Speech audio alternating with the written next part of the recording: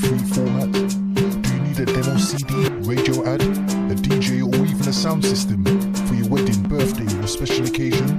Then why not get in contact with KTR Records on 07931 152 448 or check out our website on www.ktrrecords.com. We have been in business since 2004 and also undertake community projects. So for your remixes, doublets and all your sound editing needs, why not contact KTR Records, official sponsor of World Jam Global Radio. KTR Records, coming your way.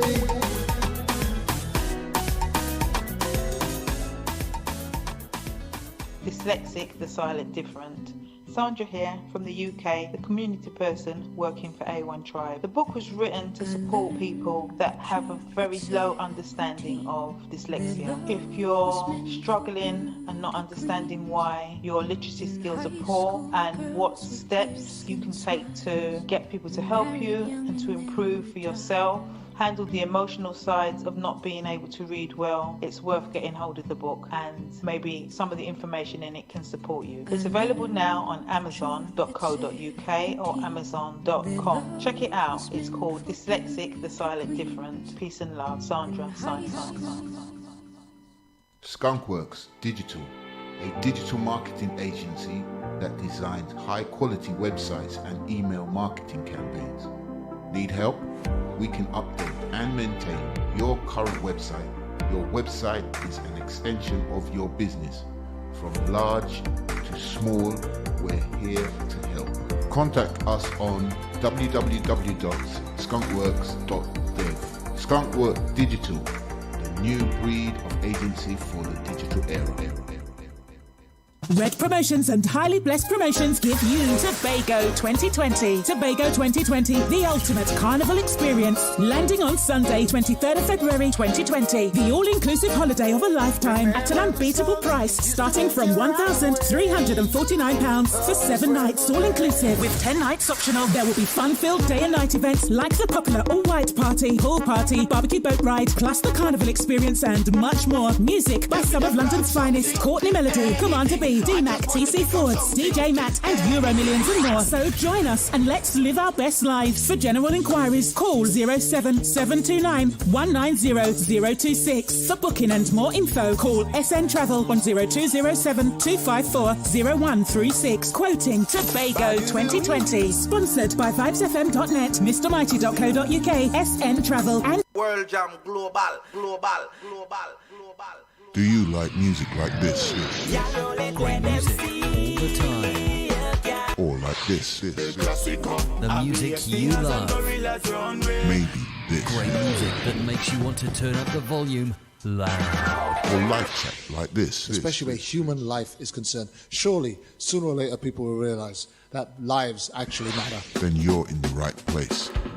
Keep it locked to World Jam Global, where music is harmony. Music 24 hours a day, 365 days a year. Yeah, you're my World Jam. Hotter than them. See live schedule.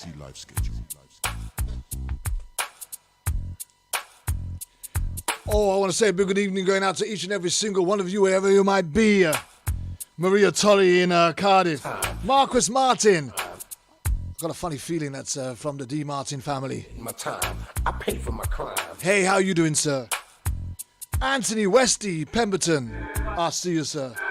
I already did my time. I pay for my crime. My name is Kervin Julien. This is another edition of Issues Today, live on World Jam Global Radio. We go out live each and every single Saturday night. I pay for my crime. Look at issues revolving around police brutality, unlawful killing, kill by cops, prosecutorial misconduct. Back in the day, I didn't really. And anything It was all about that is in breach of our basic human rights. God. Good gosh. Too many rivals. I was too young and foolish to stay in school. I learned my lessons in the streets. There was not a man I couldn't beat. I was good with my hands and very quick on my feet. I was swimming in women. I had girls all over the street. We've got our second introduction of Healing Through the Pain. The whole game has been real. Last month we did our very own Mumsy, Miss Curtsy, Yolanda McNair, About being no gangster, life is alongside the all in jail. Daisha Miller story. In hell. That was her daughter. time. I paid for my crime. And each month we'll be taking up another member of the Roundtable team I paid for my crime. and taking a real good look Did my time. I paid at how some of our guys here on the Issues Today Roundtable did my time. I paid for my have managed to get through their grief, their loss, paid for my crime. trials and tribulations, adversaries. I was a drug dealer, sold more drugs than Superfly, but I never got How they've coped with the backlash, what I had to do. the recriminalization, You and you, I had to the repent. detachment that some communities have once Shit. Now, time has passed by. ever since I've gotten older, the life I used to live, I wouldn't. And today we are looking at the story of Brain was so numb. Mr. Andre Gladden. But I was nobody's chump. Me and Billy the Kid had a lot I of remember correctly, the real we tournament. titled that show originally, Blind Men Can't See. You up and spit you out like a For those of you who don't remember, all you haters. Andre Gladden was shot dead Statements are going on right now. on the doorstep of a stranger's home. Prison. Prison. Police tried to claim that he attacked them with a knife Already did. until they realized he was registered blind. Already did my time. Big shout out to Marquis Martin. Time. That's Andre's youngest brother. Already did my Good evening, good afternoon, good morning, sir. crime. Baby, my crime. We pray that as you tune in and as you listen in, you will feel that we have done your brother justice and that we are sharing his For my crime. story I'm trying to get this felony off my back so I in can an appropriate way. track and have the right to vote Yolanda McNair is also there, again. but she's also here. All of my friends in the pen. And we do have supporting D. Martin on today's show, Not a man I could members of the Roundtable team, my hands and Patrick Lane feet. I was and Scott Russian, girls all over the street headed up getting money and managed superbly to change. by Yolanda McNair. Been rearranged. Please spare a thought Don't need no for our beloved TJ, Therese Gallagher, You know, gangster life is too short to spend it all in shit. currently on light duties Living hell. as she continues with her recovery. I paid Our prayers, our thoughts are still with her, did my and we look forward to having her back with us very soon. already did my time. I paid for my crime. Already did my time. I paid for my crime. Don't forget you can join us here every single Saturday. Paid for my crime. Find us on www.worldjamglobal.radio.com. I was a drug We dealer, are also live on YouTube. but I never. We are live on Twitter. I'm not. And we are live on the Facebook pages, my page, Issues Today, and World Jam Global Radio. I must admit, I was doing all kind of stupid shit. Available on all social media platforms. Over since I've gotten older. So please use this opportunity to share this live stream to as many friends as you can, as many groups as you can. As you may well remember, I was banned for 5 months from October until February the 14th. That's right, last Friday. Alligator, especially And just over 24 hours after having my ban lifted, I've now been banned again until May the 15th. Another 3-month ban. did my time. And they're claiming that I'm streaming, sharing spam. Going on right now. My, how the truth hurts some people, huh? Prison. Prison. Hey, how you doing, my dear friend, Mr. Mike Nakra? Well, I'll see you, sir. trying to Marcel Varga in Coventry, I see you also. This is Issues Today live on World Jam Global Radio. And we are doing another session of Healing Through the Pain with our dear guest D. Martin, trying who will be telling us the Andre Gladden story. Hang tight, folks. already did my time. I paid for my crime. Our Father who art in heaven, hallowed be thy name. Thy kingdom come, thy will be done on earth as it is in heaven. Give us this day our daily bread. And forgive us our trespasses as we forgive those who trespass against us. Big shout to Lou in Bristol, It's not into temptation. Carmen in Chesterfield, or is it Carmen in Weymouth? Is the kingdom, the power, the glory, forever and ever. Amen. Pay my crime, pay my crime, pay my crime, pay my crime.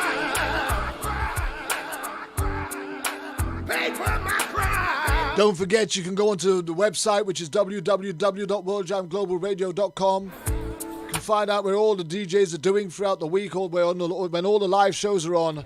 He who was out sin, let him cast the first. You can also chase up all the old videos and shows that have been done on Issues Today. Get my life on track and have the right to vote and live like an ordinary citizen again. As well as subscribing to our YouTube channel. Statewide, worldwide. And put down those knives. Stop stabbing each other. Yeah.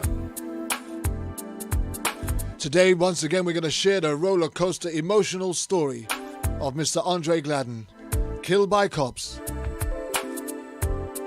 loved by his family.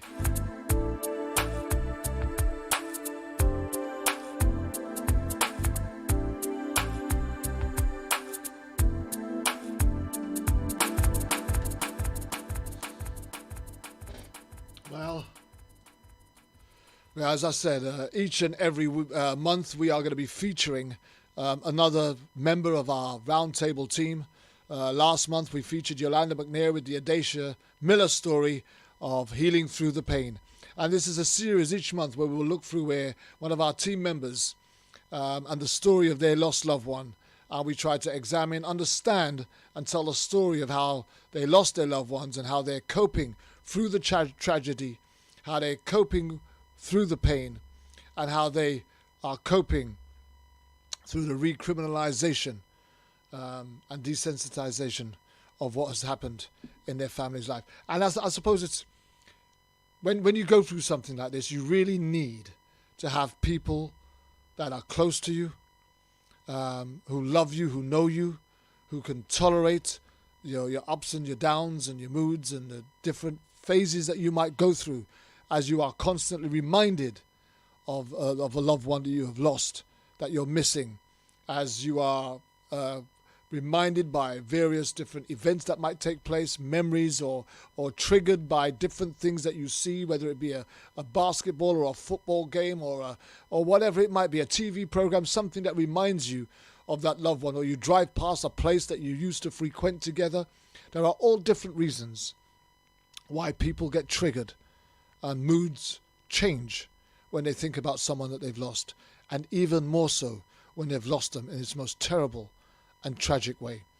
Well, without any further ado, I'm going to start to introduce my guests, and let me just first start off by saying that TJ, our beloved producer, can't be with us still. She's still going through she's got a bit of this Crohn's disease, and she's having some help with that. It's very tiring for her, and it's nearly 16 years now since she lost her son to police brutality and unlawful killing, and she's battling with it every day. She's taking some time out at this minute as she recovers, and our thoughts and our prayers continue to be with her. But standing in for TJ, let us introduce the mother, Miss Curtsy of the Roundtable team, dear friend who's been with me on this journey for some time now, Yolanda McNair. How are we doing, Yolanda? I'm doing pretty good, and you? Not bad at all. How's things going? What's going on for you? And well, there's a couple of things going on. I was just invited to participate in a project that's going to go worldwide featuring female victims. And I was asked to do a 7-minute monologue of what happened to my daughter. And in some places they'll show the video that I do. Some places they'll just show my photo and have an actor speak my words. But the project has already been green-lighted to be turned into a play. Oh, wow. And as far as I know, in the next 6 months, it's going to go around the United States, and then it's going to go abroad. Oh, wow. Yeah. So that's a lot of work. Yeah. I'm not going to be the one traveling. It's going to be a lot of. They have a troupe put together already that's going to do the speaking for us at certain places, and we'll be Skyped in from time to time. But also, we have, like I said, they're going to greenlight it. It's already been greenlighted to be turned into a play. Okay. And other than that, I'm getting ready for Miss Kimberly Handy Jones's banquet next month, honoring her son, Cordell Q. Handy.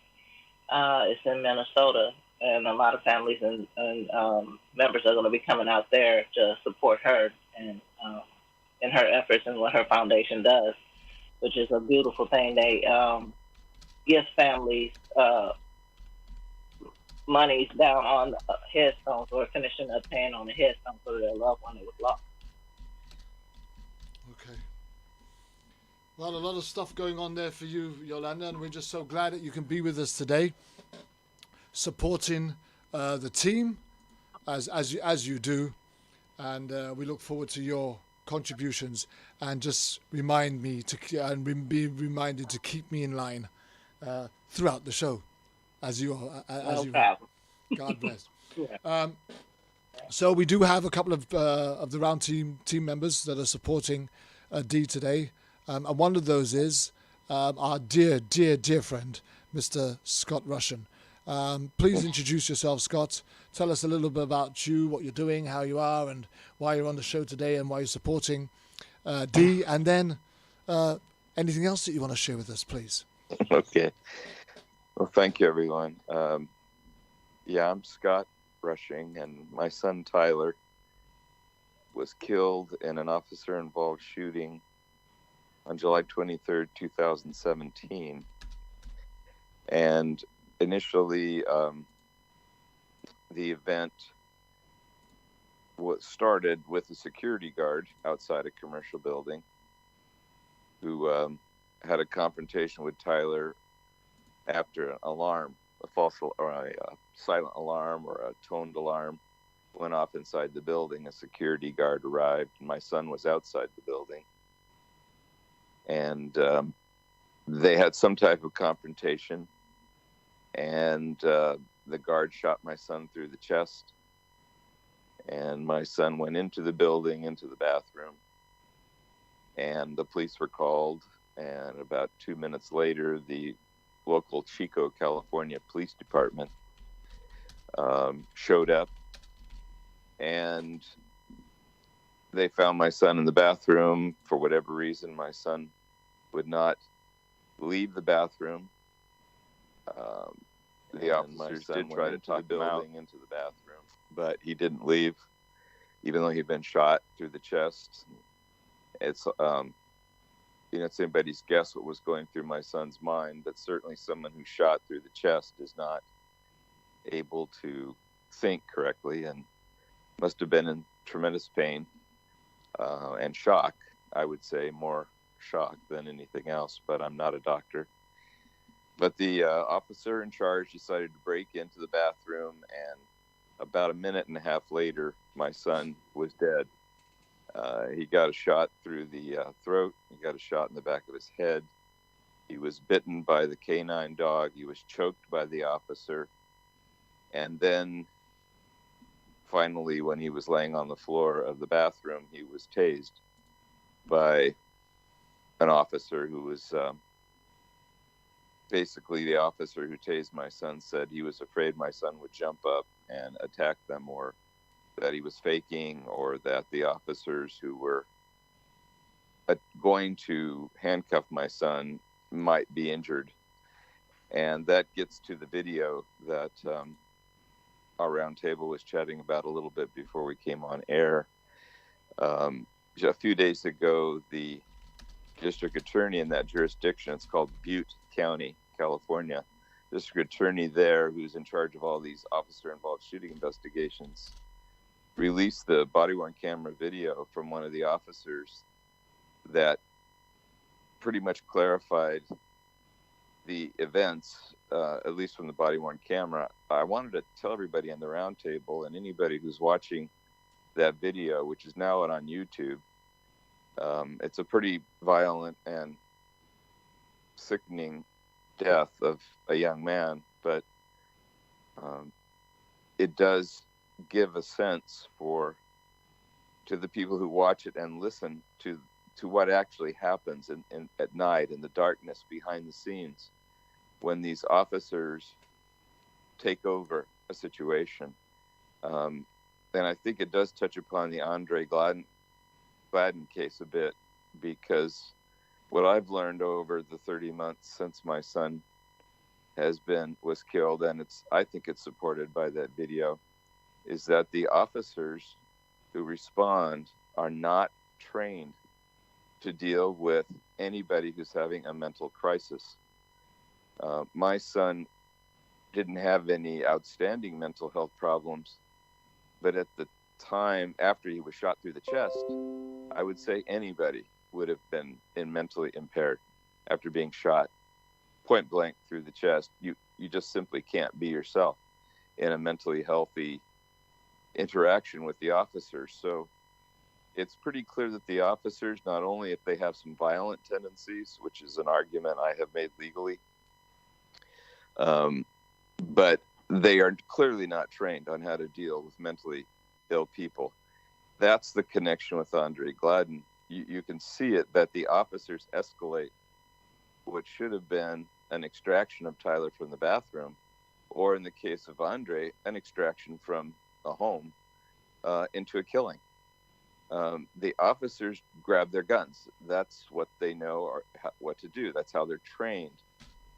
They might have a baton, a taser, a pepper spray, but in the, if you're not really motivated to use those correctly, the easiest thing, the sure, I hate to use the phrase, but the surefire resolution is a gun. A gun will stop people. It's final, it's thorough, and they're trained to shoot. And that's the problem I see with all of these officer-involved shootings, whether it's Andre or Tyler or Desmond Phillips and Daisha Miller, or you can go on and on. There are certain patterns, and it does come back to proper training of these officers. They shouldn't be the ones that are called on mental health cases, or like Andre, and they shouldn't have been the ones that responded to Tyler being in the bathroom. It should have been negotiators, mental health professionals, to try to talk the person down, calm them down, get them safely taken into custody. Be safer for the officers, safer for the person, whether he's a suspect or whether he's just somebody having a crisis. Every case is a little different, Kervin. None of these cases follow a pattern. They're all a little bit different. But what is consistent is the officers are not trained to deal correctly and effectively with mentally ill. And too many people are dying from this lack of training. Absolutely. And that's... Sorry to interrupt you, Scott, but just one of the basic things that you learn in understanding mental health is this. Everybody is in some state of mental health. Some are just better than others, but we are all in a state of mental health. And our mental health is just down to how we cope and how we manage. And it's just that some people cope better than others with their state of mental health. Now, when we're talking about those that are struggling to cope with their mental health, does that necessarily make them a criminal? Is that not the question that we're trying to ask here tonight? Because when you express the concerns of the lack of training that law enforcement officers have when their attendances are requested at a scene where somebody is having a mental health crisis, I don't understand why they go there armed like militia about to seize an ISIS terrorist. Right. Well, it's I have the answer. Basically, the enlightenment of the law enforcement world has not yet happened with regards to dealing with the mentally ill. And in fact, Kervin, the law enforcement community in the United States can't even deal with their own mentally ill people. And I'm specifically referencing rogue cops. And we've talked about that. Some of these cops are repeated. Well, I'll say killers. They're repeatedly using their weapons And we know this, don't we? Some of them have a history. Correct. So the industry itself has not even come to grips with the mental health within their own ranks.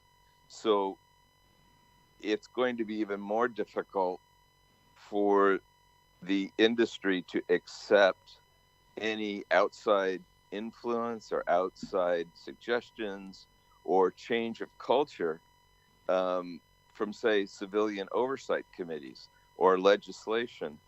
And it needs to happen. I mean, that's why we have this roundtable, and that's why I'm talking to you. It needs to happen. And getting back to the video, it was difficult to agree and allow that video to be released by the newspaper that called me and discussed it with me. But the DA was going to release it anyway, under pressure from the media in that area to show kind of the last few seconds of Tyler's life.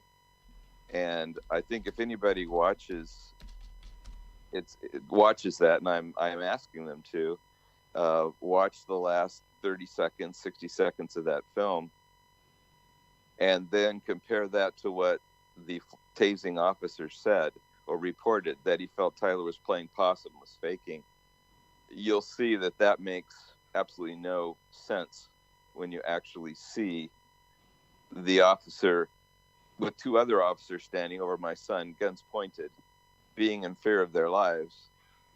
And then in my son's case, to add the heartbreaking summary of that, Kervin, is when the medical professionals that I hired to review Tyler's death, the autopsy and the video and the reports, the medical doctor who's a trauma specialist at University of California, Davis, a very prestigious medical center in Northern California, the physician I hired to look at it said it was very likely that the tasing was what killed Tyler, was the final blow.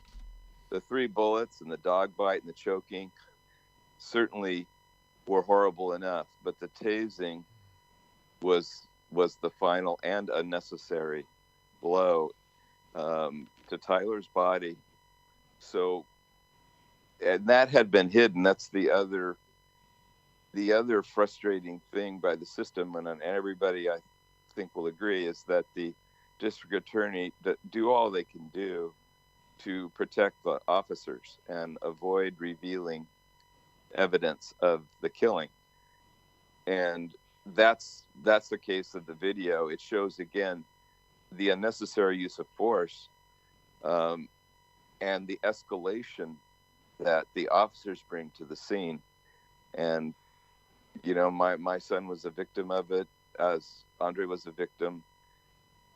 Adesha, Desmond Phillips. Yeah. And another wrinkle, if your listeners and you remember Desmond, who was a young black man. That's correct. That's how I met you, was through Desmond's father.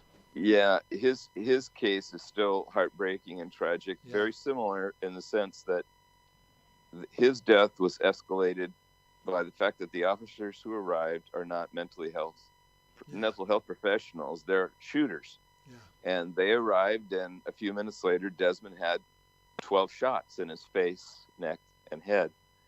And my son was alive for about 45 minutes after the guard shot him. But within a few minutes, once the officers it was less than 2 minutes that he was alive. So once the officers show up, they get in a pattern, Kervin, where they just go into an automatic mode of using their weapons.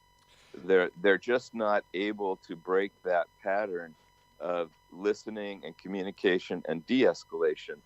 They might try taser, they might try pepper spray, but usually they'll say it wasn't effective or it didn't work. I still felt my life was threatened. And then they go for their guns. That's always the fallback position instead of true de-escalation. Then the cover-up comes, like the Andre Gladden case. The delay of of releasing information. The fact that the officer escalated the killing of Andre, the officers escalated the killing of Tyler. You know, Andre wasn't threatening anyone, Tyler wasn't threatening anyone, but yet they're both dead at the hands of the officers. Wow. So that's the pattern and the frustration that we have as you know, parents, and of course the emotional loss of a loved one. It's incalculable, that part. You know, well, we're gonna. I'm not sure when we've got you booked in, but I do believe we'll be doing the Healing Through the Pain series with you, and I believe that your wife will be guesting on that show with you when we go through this particular story of Tyler Russian at some point, and we'll obviously advertise it and announce it well in advance so that people can be prepared for that one, because this really will open up a lot of eyes. I could go into this story and even this piece about the video for a lot longer, but I wouldn't be doing Tyler any justice if I did that, because we do know that we're kind of geared up for another show here today, and we do know that we're allocating another specific show where we're going to go into Tyler's story in much greater detail when we interview yourself alongside with your wife, Paula. So thank you very much for sharing that with us, and I think this is a tremendous eye-opener. I suppose the only question that I feel is left unanswered at the minute, if you can just answer it in 30 seconds, is what is your initial response to seeing the outtake of that video, and more in particular, what has other people's responses have been as a feedback to you? Well, basically, they're all just shocked and angry. Of course, we're heartbroken and sick about it, that he might still be alive even after 3 bullets. Yeah. But just outrage, absolute outrage. 2 police officers have contacted me, and both of them said that is absolutely outrageous, unnecessary use of force. And I mean, 2 police officers have reached out to me to tell me that. So there you have it. Tells you something. Absolutely. Scott, thank you very much for that. And again, as I said, in the next couple of months or so, we are going to have a feature with just yourself and your wife, obviously supported by the Roundtable team, as we continue with the Healing Through the Pain series. We'll be back with Scott very shortly when Scott's got some input and some contributions to make when we start talking with Dee. But before we get to Dee, our final Roundtable team member who's waiting in the wings is the very Honourable Sir Patrick Lane. How are you doing, sir? I'm doing great, Kervin. I'm really excited to be here and excited to get into Andre Gladden's story, because I think that it's one of those stories where the police put out this narrative that doesn't quite jive, and then they come back again and periodically amend their accounts to match up to what transpired. And I think that's the most telling thing about the Andre Gladden case. This testimony about the knife, I find the police's account nonsensical, and I can't wait for Dee to lead us more into this story, because I think it's really an important story that people would know. And who I am is I'm Patrick Lane. I'm the uncle of Taylor Rock, who was killed in Kansas on May 31st of 2014. He was shot as he sat in his car 5 times. He was unarmed, had no criminal record, but was killed and set up to be on a road by some policemen who then stopped him and killed him. But I'm really excited to get deeper into this, into Andre Gladden's story. It's his story and his life needs to be detailed of what happened to him. And so I'm really happy to be here. Well, once again, Patrick, your story of your lost nephew will be told alongside in support with your sister, Tyler's mother. And we're looking forward to sharing that story in the coming months on Healing Through the Pain series of our Roundtable team. So thank you very much for that introduction. But with no more waiting in the wings. This is not some sort of celebrity introduction, but this is my little sis. I call her my little sis because she's like my little sister. She's 5 months pregnant, very, very soon to drop this precious bundle that she's carrying. But she's chosen to be here with us today as we share the story of Andre Gladden. It's the sister of Andre Gladden, Dee Martin. How are we doing, Dee? Good morning. I'm great. Thank you for having me. How are you? My little sister, I'm fine. How are we?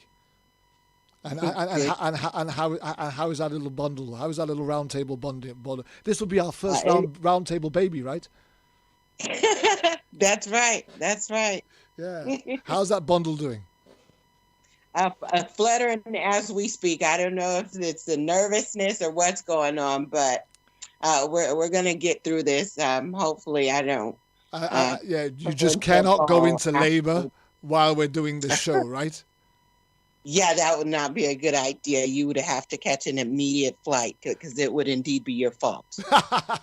Thank you very much. Well, look, one of the things that before we go into the introduction of Andre Gladden, and I'm really, we can't wait for you to really delve into that. But the one thing that's highlighted by the four of you that are on this show, and I suppose it's the first question that I'm going to ask before you set into telling us a bit more about Andre. Yourself, Scott, Patrick, and Yolanda are all on the show as roundtable team members, but you're all talking about the loss of a loved one. But there's not a single one of your loved ones that we are talking about and representing that was actually in the pursuit of criminal activity at the time that they were killed by law enforcement officers. Is that correct? True. That is correct, Kervin. So for me, I can't even begin to understand what law enforcement was even doing in the vicinity of individuals that were not in need of being detained by law enforcement, but were in need of help.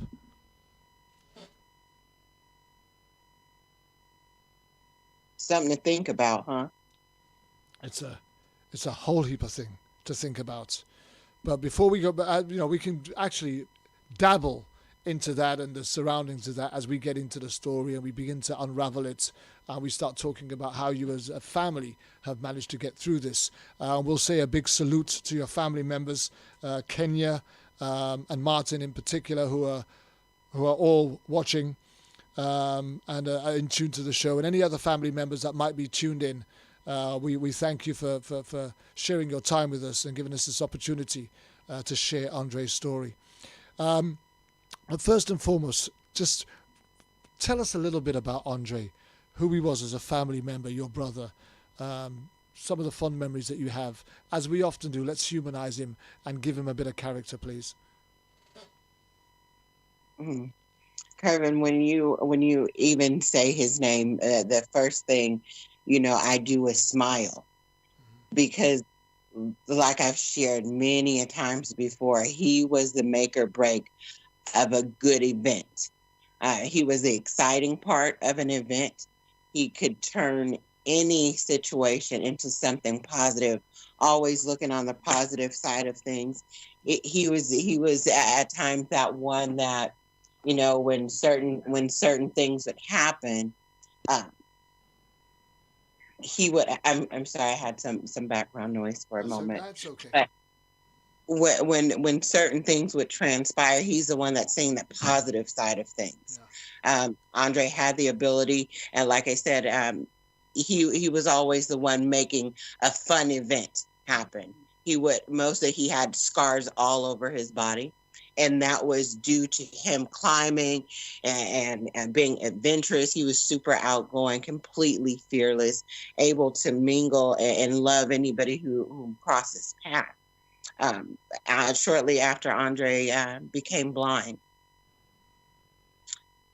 he became very, very, very depressed because of the situation that transpired, but still he was able to maintain. And instead of falling victim to the circumstances that he has now found himself in, he learned to find peace in that darkness. And I commended him for his strength in doing that, because a lot of people would have crumbled under that pressure. I indeed could have crumbled under that type of pressure, taking a man who has been with his sight all of his entire life, and then at the age of, if I'm not mistaken, 32 at the time, to all of a sudden lose his sight. And being as though, he, like I said, he's a super nature guy. He loves the stars. He loves the outdoor. Camping is something that we would do on a regular basis. Those are the things that he loved in life. And for that to be taken away from him, he felt lost. So he kind of, isolated himself for a moment, but he quickly got back with prayer and recovery, support from the family. And instead of completely, soaking himself in that position, he found himself again. And he started to develop this love, this additional love for life, and wanted to be a part of everything that was going on. So the lack of sight didn't stop him from being who he was as an uncle, as a father, as a friend. He was even a helper to those that were in need. When Andre was shot back in 2014 and lost his sight, he was actually helping a friend of his, that neighbor of my mother's, who had terminal cancer, and he was taking care of his wife, and Andre would assist him in doing so. So in the midst of that happening, that's when he lost his sight. So wrong person, wrong place at the wrong time is how that event played out. But I commend Andre for the person that he is. As my mother stated from birth, it was a blessing to have him as long as she did, because she had no idea that he was coming into this world until the day that she delivered him. So that indeed is a blessing. I asked God for many, many more years with my loved one. This is the second brother that our family has had to bury. But aside from what I hope and aspire to have more experience and memories with, I thank God tremendously for giving me the glimpse of opportunity to share space with them at the moments that I did, because I never take that for granted. Never. Do you know the funny thing is that the one thing that I have witnessed through all of this, Dee, is just how tight you and your whole family have been. I mean, I see the social media interactivity that takes place between you all. Every time you're on the show, there are so many members of your family tuning in and dropping in and being aware. There are, even now as we speak, there are members of your family that are tuning in. That support network within your family shows just the way that you guys were brought up together. I mean, it's not just you that was close with Andre, is it? No, absolutely not. Absolutely not. And that's the thing too. That's why we all have our times and our moments when one's having, this good day. They're hard to come in between, but you feel like you're a little bit above that the pain that you were the prior day. So with it being, like I said, Andre was one of 7 children total. He's a twin of Fonte Gladden. And there's 5 of us still here.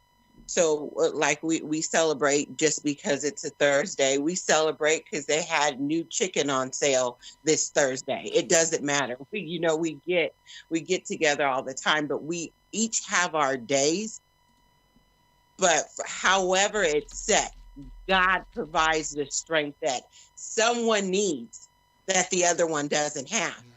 I would be having an awesome day, at work or with a family member, an event, and then I'd come home and I'd see my mom sitting on the porch in tears. And it's at that moment, I just went through mine. Yeah. And then I come home and see my mother, and there's nothing. I lost a brother. I've never lost a child. So I can only comfort her as best as I can.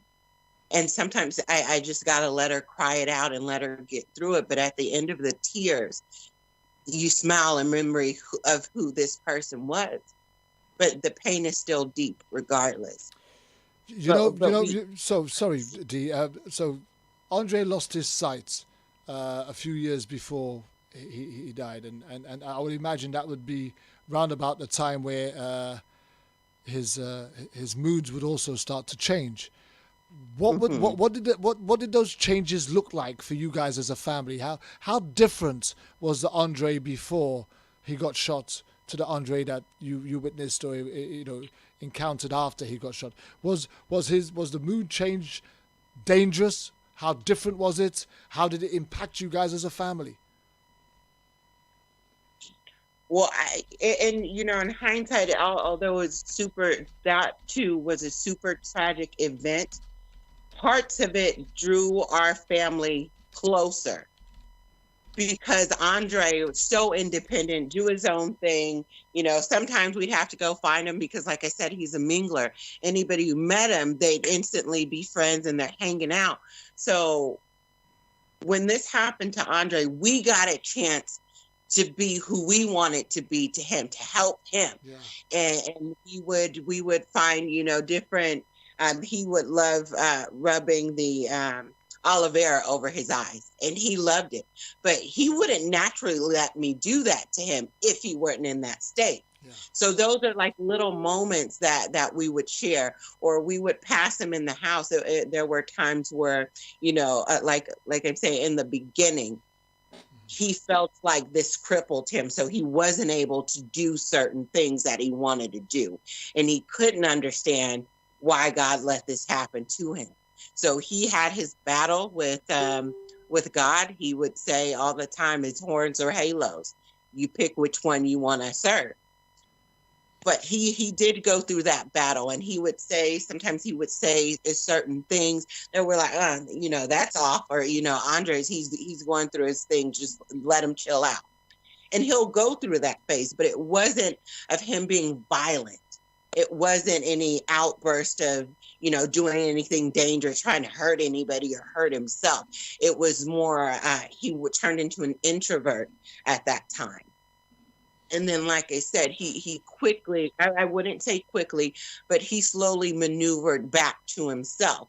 And he was open to letting us help him, helping him being bathed, being, assisted through life. So he was fine with that. And like I said, we're one of 7. And it's been my mother this whole time that has cared and nurtured for us all. So there's no favorites aside from my baby brother and my baby sister, but that's as to be expected. But everyone, it's very close, really tight knit. And one of my sisters are very strong. My mother is very strong. Indeed, but the family members that I worry most about regarding this situation with Andre no longer being here and how it occurred would be Marquise, which is my youngest brother, the youngest of the boys. That's kind of the one that I misnamed earlier on, and I called him Martin Gladden, but I meant to have said Marquis Martin. That's what I should have said. So please accept my apologies for getting that wrong. He hears you, but he's the one that Andre and Marquise, they weren't always so close, but they've always had that bond. Marquise and myself, we share the same father. It was one point in time where Marquise lived with my father. And he would come back every summer, every weekend. And so their relationship started to grow. But Marquise had such a spirit and still has such a spirit about him. And I'm talking about the knowledge of a young man in his spiritual walk. Andre was out, young guy in the street with girls hanging out, things like that. Andre looked to Marquise as an older brother to give him spiritual insight and guidance. So you would think it would be the other way around, but Andre got so much, Marquise got so much respect from Andre being as young as he was and fiercely intelligent and inclined like he was. So their relationship manifest over years. And Andre would always want to go somewhere with Marquise. They would always want to, hang out together. But Marquise was the one who was home when this happened to Andre back in 2014. Let's go there. Let's go to what happened, because at some point we want to get to how you guys get through it, how you guys got through it. But let's take our audience through what actually took place on that very fateful day. The event of him being murdered or him being blind? The event of him being murdered. Okay. So Andre, the family was all preparing for obviously Christmas and the Thanksgiving holidays. We had spent Thanksgiving together, Christmas, and Andre left, if I'm not mistaken, December 1st of 2018.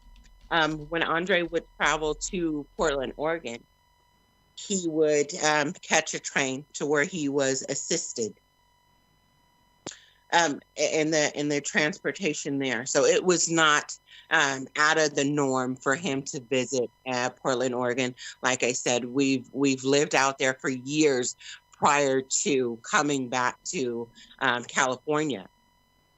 And so we have family and relatives out there. His father and his stepmother lives out there, as well as some aunts and uncles and cousins. So it's not strange territory for him. So he went out there to visit with his family on December 1st.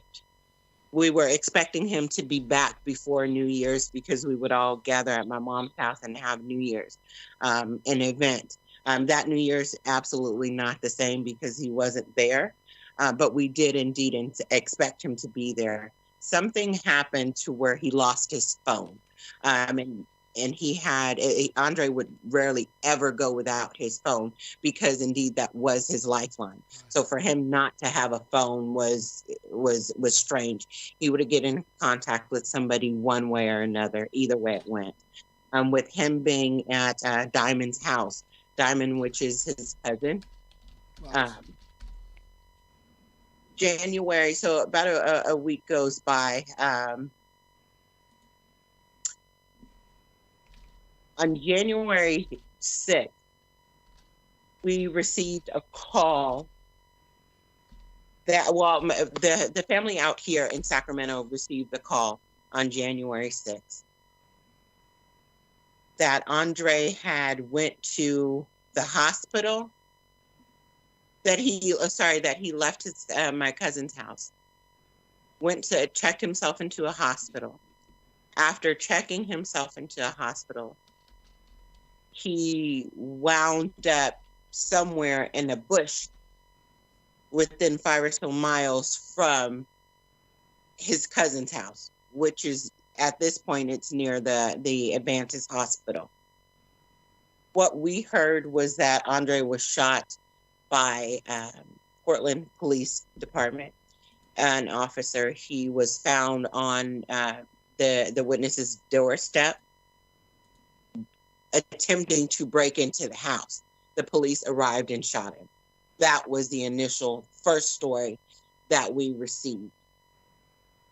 Later on, obviously, as we're getting reports, and before we had no idea that it was even a police officer that shot him until we continued to circulate the phone calls. So with that being said, Andre was reported to go to the hospital, checking himself into the hospital around 7 in the morning. The hospital is maybe about 3 blocks from the witness's house.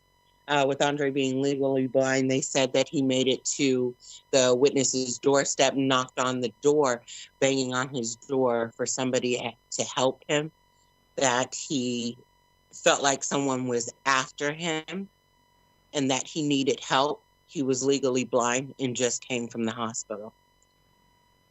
He had 2 wristbands on, the gown protruding from under his white shirt that he had on with a multicolored blanket.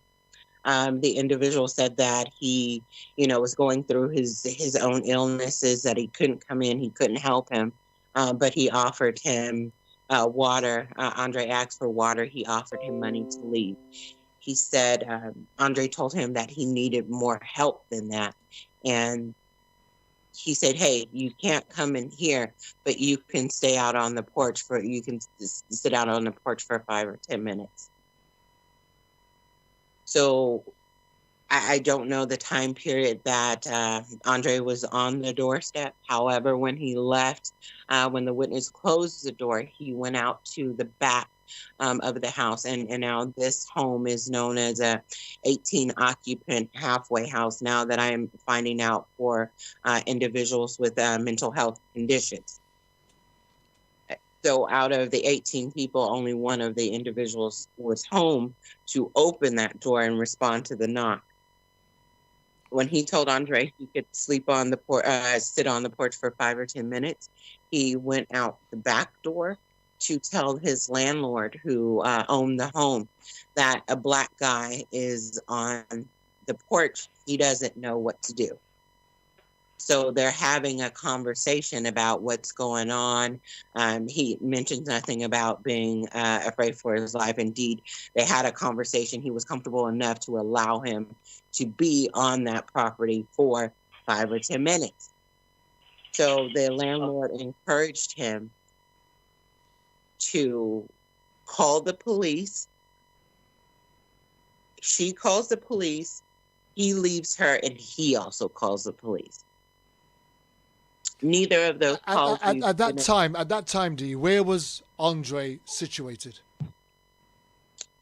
He was asleep on the front porch. Okay, so he was neither causing a nuisance, he wasn't a threat, there was no violence or anything else taking place. Andre was asleep on the porch. Correct. Okay. Okay. So with Andre being asleep on the porch, both the calls were submitted to Portland Police Department. What manner the call was placed, we still have no idea from as of today.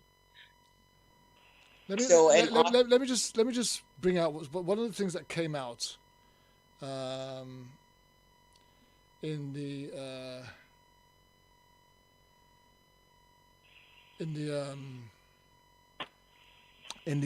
I'm just trying to look for it now in the transcript. No worries. It says this: the Baltimore County District Attorney's Office released the transcript of the grand jury review, which found no criminal wrongdoing by Vasu in the January the 6th fatal shooting of Gladden, a 36-year-old legally blind man with schizophrenia who had burst into a stranger's home. So we've just heard that he was asleep on the porch, but the grand jury review is stating or claiming that Andre had burst into this stranger's home. Well, that's what I was wondering. I mean, we got multiple stories already starting, and it's like, who do you believe? Because everybody's going to give you a different account no matter what it is. If the landlord has not come out and seen Andre, they can't say anything about what he is doing or not doing. All they can say is based on what I was told. And if this person is suffering from mental illness themselves, who's to say that they didn't exaggerate the situation when they told it to the landlord in order to get them excited and get some sort of action going? His behavior, his demeanor, his state of mind, all of that is in question, and none of us were there to see it.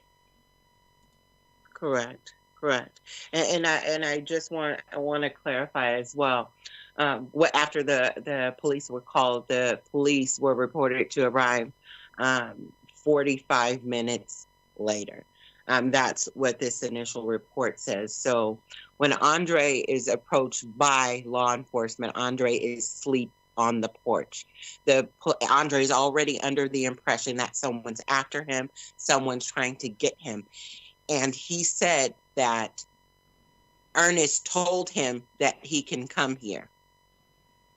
Ernest has been dead since 1997, where he was also murdered by the police. So that's something that, you know, if you're average person and reads, you would have no idea. But being as though Andre was under the impression that his now deceased cousin has told him to go to this house for help is the reason why he stopped at this house. But it also explains that he was going through a mental crisis if he said his cousin told him to go to that house. But like I said, as the officer arrived, Andre was asleep. He was waken up by the police officer shouting his authority. Andre woke up in defense, startled, trying to see who this person was, even with the ability of not being able to see. So he's not believing that this is a police officer. He believes that this is someone that he assumed that was after him entirely. So Desmond hears the commotion from outside of the officer and Andre in a scuffle with him. He doesn't believe who this individual says he is. So Desmond comes to the door, opens the door, and he appears to have a stick by the front door. So he tries to beat Andre over the head with the stick. But as Andre runs towards him to enter the door, Desmond says, the young man appeared to be afraid for his life. He looked to me as a brother for help. What more could I have done? But at the same token, you try to beat him over the head with the stick. So this was article part 2. And Andre bulldozed past Desmond as the door was wide open. The officer warned Desmond, put the stick down and shut the door.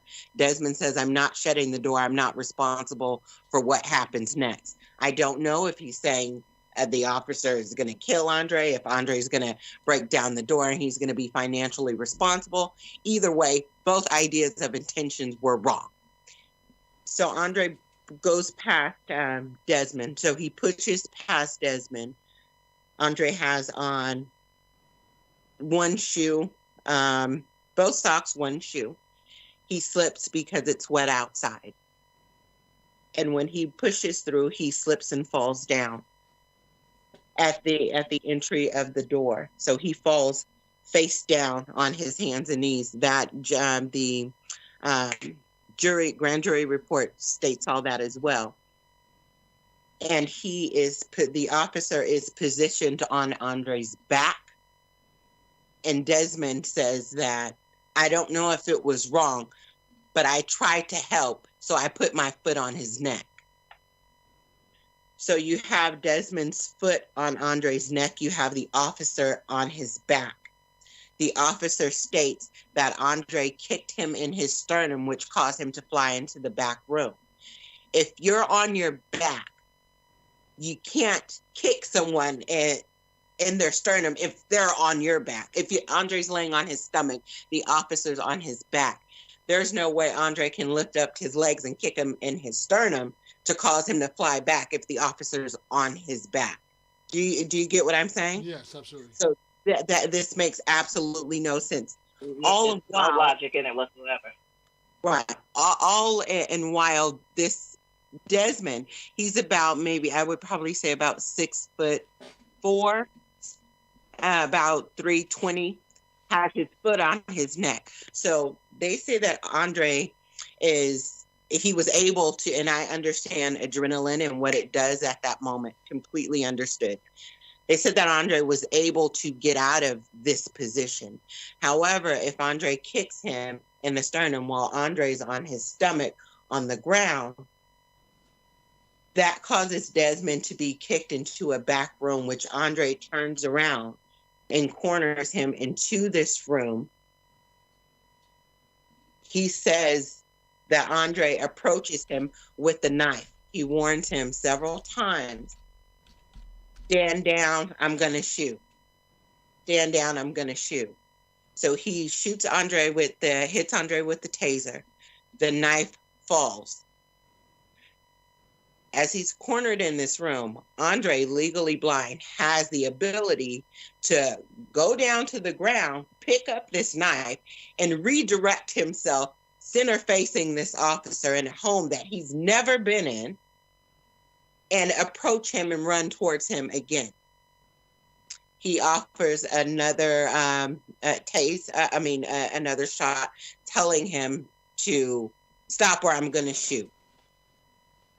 Instantly after that, there were three shots initially fired, one hitting the wall, the two hitting right under his right nipple. So Andre hits the floor. The officer says that Andre fell to his feet, and he was under the impression that Andre was still an endangerment to the officer himself and the witness. So he leans over Andre and sees the knife and says, "Oh, hey, that kind of familiar." He picks it up, notices that Andre is, aspirating. He's just trying to breathe, and puts the knife back down. Hold on a minute. But when investigators... I want to talk about this knife just a little bit more. Can we explore this knife a little bit more? I want to explore this knife just a little bit more. In the opening statement of this particular article, it says this. This is the opening statement, right, guys? Andre Gladden was holding Officer Consider Vasu's... Is that his name, Consider? Who calls their child Consider? Anyway, let's not go into the name-calling thing. Andre Gladden was holding Officer Consider Vasu's knife when Vasu shot and killed him in January inside a southeast Portland home. Right? That's the opening statement. 3 paragraphs down, it says this. Until the transcript became public, Portland police declined to acknowledge that Gladden had seized a dagger-type knife belonging to Vasu. Now, here's my question, folks. If the police rightfully killed Andre, right, while he was in the possession of Officer Vasu's knife, why would they decline to acknowledge that Gladden had seized the knife before Vasu shot him? Now, that just doesn't make sense. So, Kervin, if you could, if the transcript has a release date on there.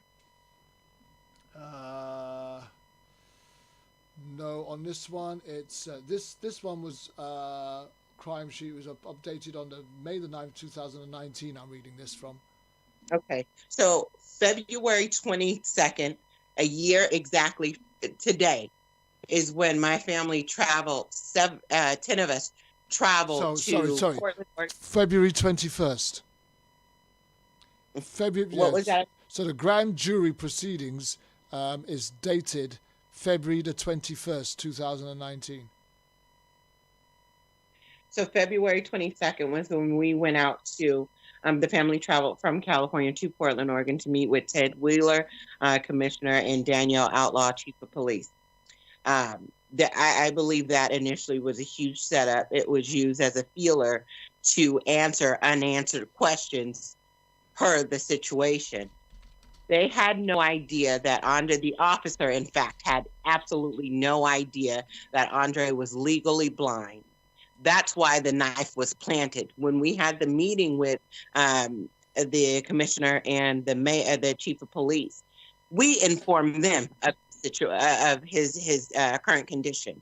We provided statements from the doctor stating that legally both of his eyes were availed zero vision at all. Andre would need assistance for the rest of his life.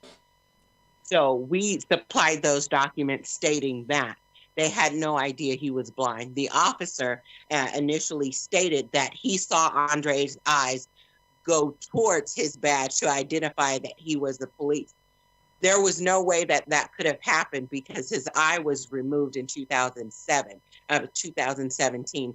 There was no eyeball in the socket for it to open. The other eye was still present. However, I can hear the sound of a voice and direct my attention there, but that does not mean that he's able to see. Yeah. So he identifies that he, confirmed mentally that Andre had sight. However, they had no idea otherwise, what would be, they planted a knife to justify the killing, but they had no idea he was blind. So because that makes perfect sense. It says until the transcript became public, Portland police declined to acknowledge that Gladden had seized a dagger-type knife belonging to Vasu. Those sources told the Oregonian and Oregon Live months earlier that the knife resembled one Vasu carried. Now, here's the thing. At what point during any of these encounters is Vasu alleging that Andre actually managed to get hold of his knife? The newer story now is that between the scuffle, you remember when I was stating to you the scuffle between Vasu, Andre, and Desmond? Yeah. Between the scuffle, as Andre was pressed belly down on the floor, Andre torted himself around and grabbed this knife from the lever of his tactical vest. Can I just stop you 1 second, please? Can I bring in Yolanda Allegedly. just 1 minute? Allegedly. Let me bring in Yolanda 1 minute. Yolanda, you are used to carrying weapons as a correctional officer, and you are used to seeing what the police normally have to carry. How would this, and I wish Jerry was here right now because he'd probably even be able to tell us in a lot greater detail, but how would these knives be kept on the officer's body? What sort of position would they be in, and what sort of security would be on these knives and sheaths to either prevent them from being pulled out, or just explain that to us so that we as an audience have an understanding, please? If it's on the vest, it's carried in a manner where the handle is face up, so the officer would have to pull it up over, his head to pull it out. It would never be facing downward where somebody could actually get a hold of the handle and unsheath it. It would also be secured with Velcro. It could be secured with a tie down, or a snap. It all depends on the age and the design of the vest. But there's no way that he's going to be tussling with Andre and not be able to see that he's going for the knife, or that he's felt the knife as he's pushing him off of him. He would be highly aware where that knife was at. Most importantly, sorry, just 1 minute. Most importantly, Andre wouldn't know that there was a knife there. No, he wouldn't. Even if he was trying to figure out what the heck it was he felt, he wouldn't have time to discern that, oh, this is a knife, I can use it as a weapon, and then pull it out, and the officer not be able and some people might not understand that, but imagine everything else that's going through your mind in the midst of a struggle. You would have to unfocus on everything else that was going on because this officer's got a gun. The officer's got a gun, and the one thing that you would be trying to focus on is keeping yourself alive or away from the line of fire of that gun. So to be trying to be focused on trying to how you were going to reach out and get this knife to protect yourself against a bullet that fires faster than the speed of sound is a ludicrous statement for an officer to be trying to make. So one thing that I need everyone to understand as well is that this knife that I'm not sure if either of you have seen the article with the showing the detail of the knife. This is like a martial arts type knife. So it has a finger holster at the bottom, finger ridges on both sides. It's a double-edged 6-blade like ninja knife. And so if this knife was to be manned by anyone, it would need to be in a holster. The witness stated that one article says that the knife came from nowhere. The second reports that he saw Andre pull the knife from his waistband. There's no way Andre could pull this knife from his waistband with no holster. Andre does not wear a belt at all. If anything, he'd have a shoestring or something tying up his pants. And I mean the lacerations that would have been on the lower part of his body. There's absolutely no lacerations to Andre's torso, in which Marquise and myself viewed prior to. So we did have to have a closed casket service for him. But there's no lacerations on either finger or hand, on either side. There's no way that Andre would have visibly known that this is a weapon that I could use and where to get it from. There was never a holster found because it was initially on his vest. Andre never manned this knife at all.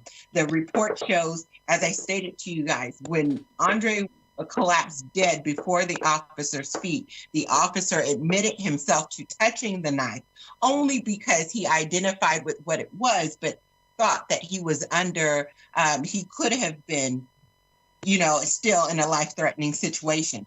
When the investigator showed up, the knife was centered face down on the floor. So someone had stabbed the knife into the floor. And Desmond also admits to touching the knife. So although there were forensic fingerprints taken that accounted for 3 different fingerprints on this knife, it was never reported who fingerprints there were, but who'd have guessed?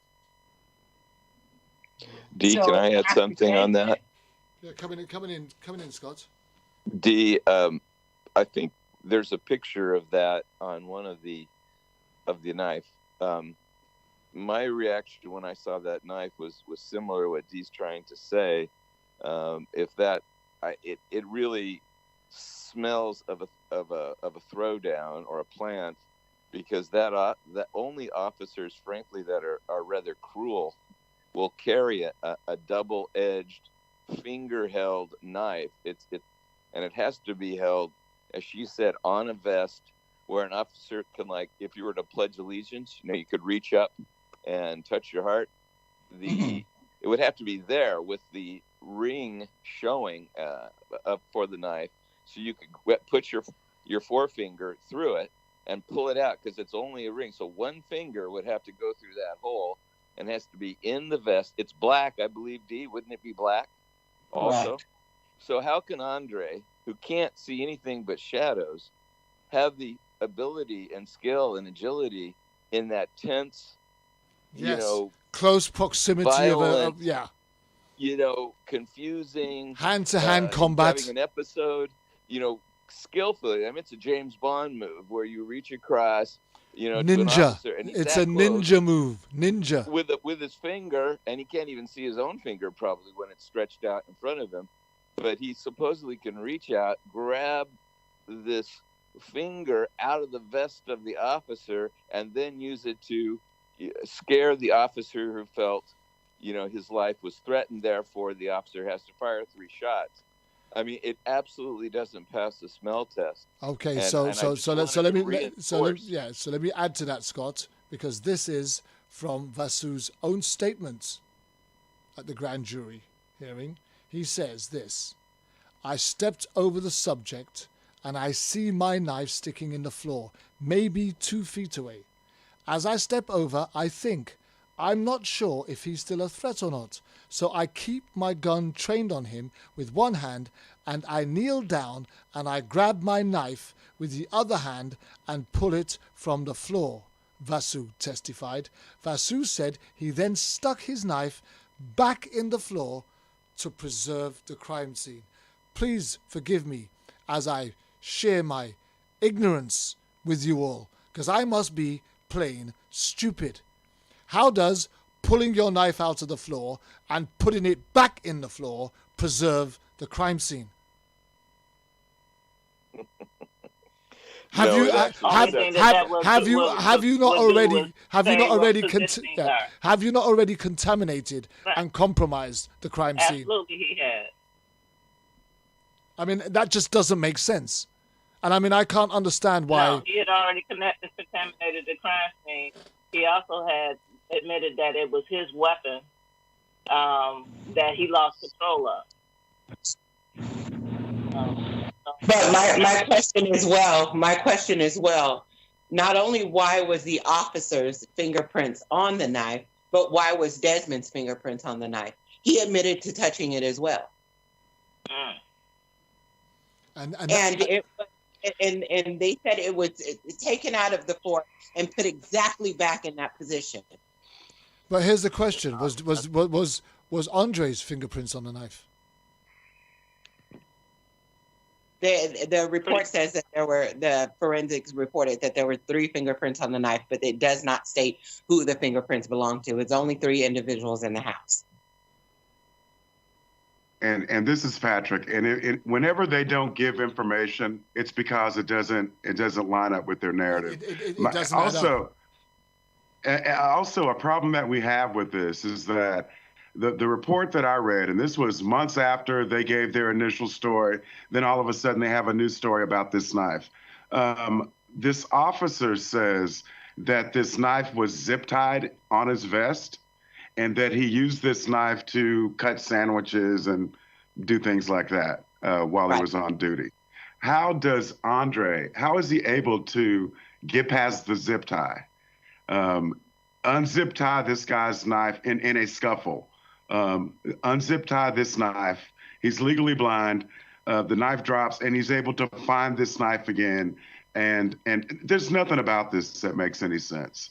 And when you look at the changing stories, I mean, they go from not declining to mention the knife at all to a couple of months later, this officer he's got a story that I look around and he's got my knife. I see that he's got my knife in his hand.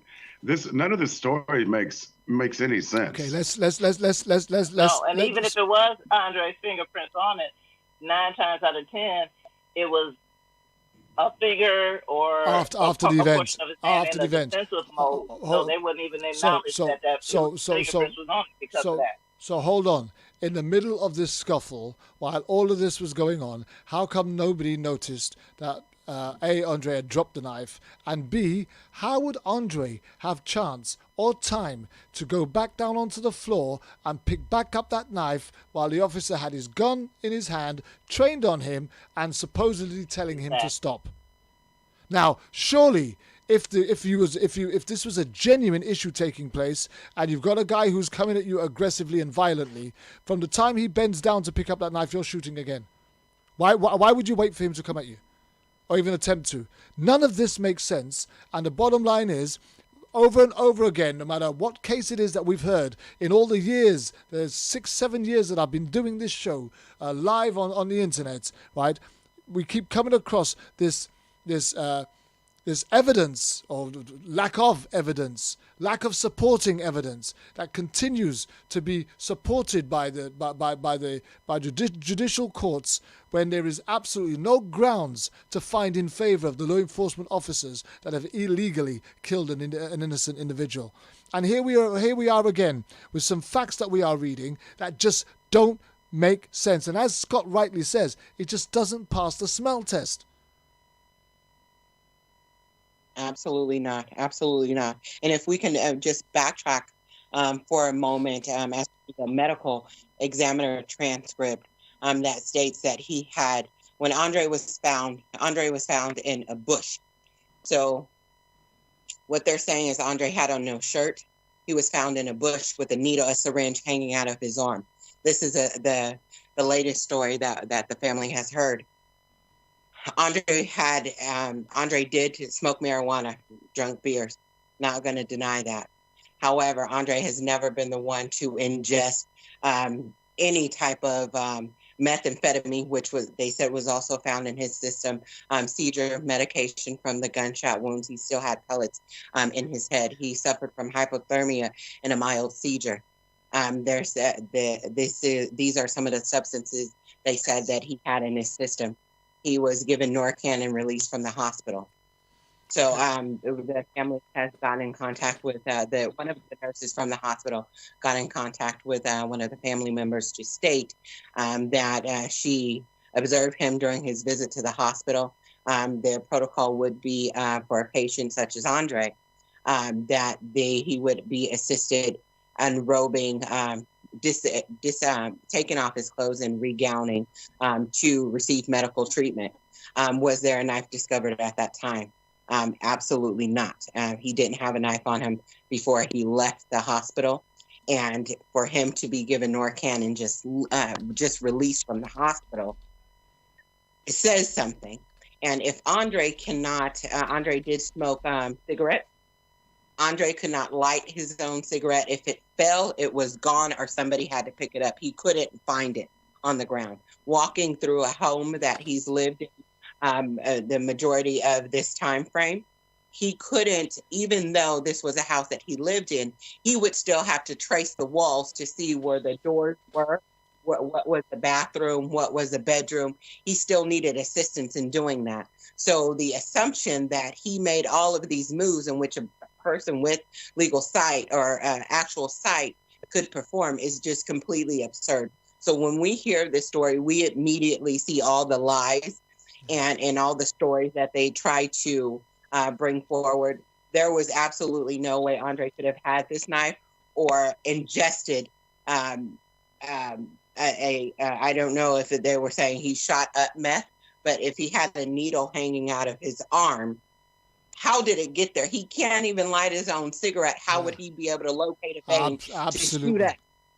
It's ridiculous. Listen, I just want to go back to the knife for one more point, and then we're going to move on and talk about how you guys as a family have been healing through the pain. So earlier on we said that Officer Vasu said that he picked up the knife, pulled the knife up, reached out for the knife on the floor, and then he put it back, straight back, to preserve the crime scene, right? That was his own words. Further on, he says this, or it says this. A grand juror asked Vasu why he touched the knife after the shooting, since officers are trained not to interfere with the scene.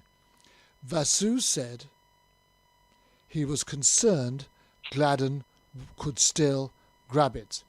If you were concerned that Gladden could still grab it, why did you put it back?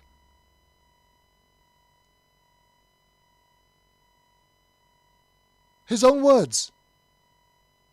A grand juror asked Vasu why he touched the knife after the shooting, since officers are trained not to interfere with the scene. Vasu said he was concerned Gladden could still grab it. But earlier on, he said he picked up the knife and he put it straight back to preserve the crime scene. At what point did he determine that Andre Gladden could no longer react, respond, or cause a threat? None of this makes sense. Correct. There were at that time frame, there was, like we've said, there's 3 people there at the time. They're saying officers consider Vasu states that he had called for backup prior to Andre barging in the house. However, they didn't arrive until 30 seconds after Andre had been shot, in which they arrived. They immediately turned him over and handcuffed him to make sure that everybody was safe. So that too, I didn't understand.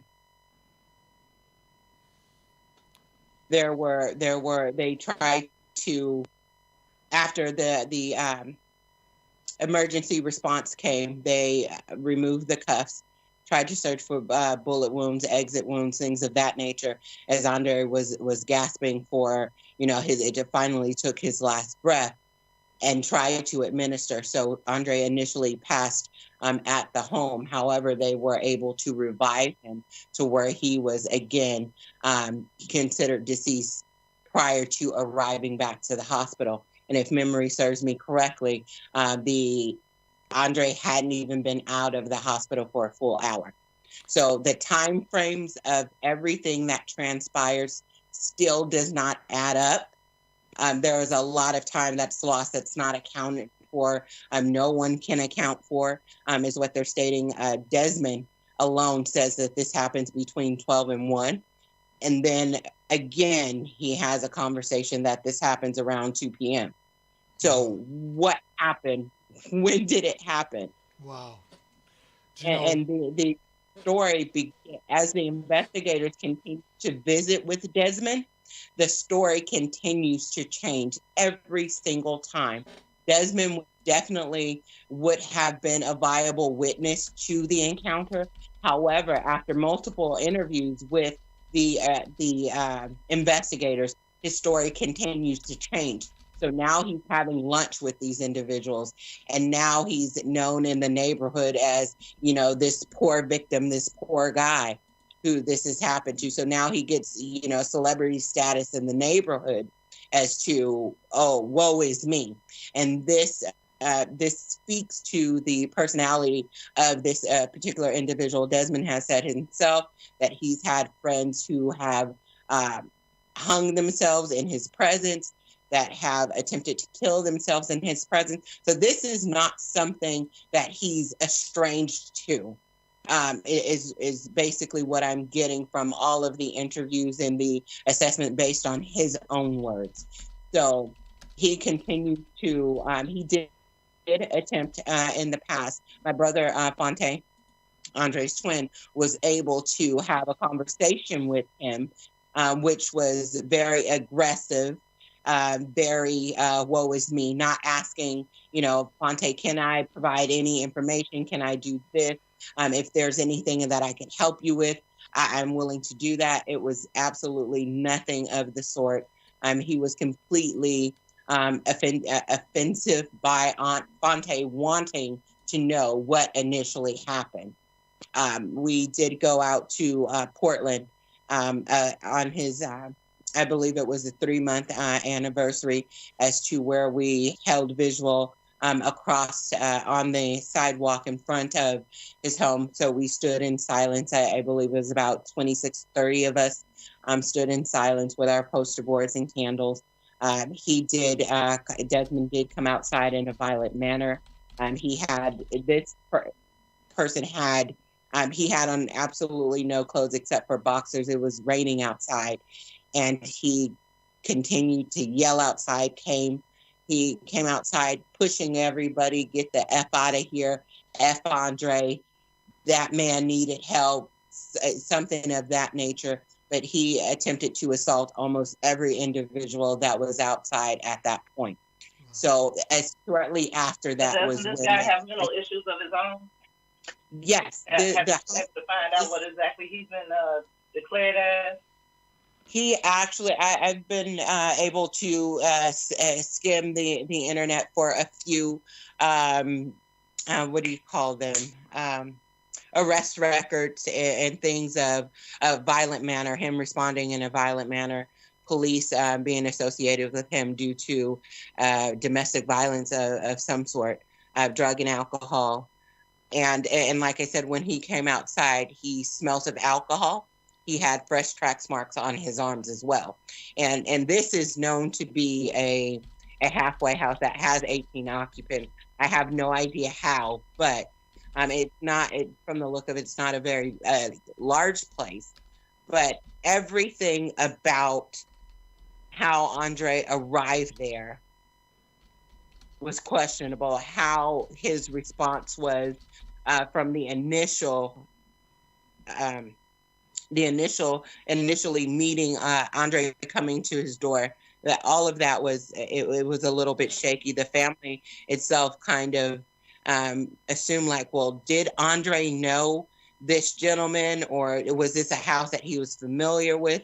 I do indeed know that this house is the closest traveling route to the hospital, is reason why that was possibly the first door that he knocked at.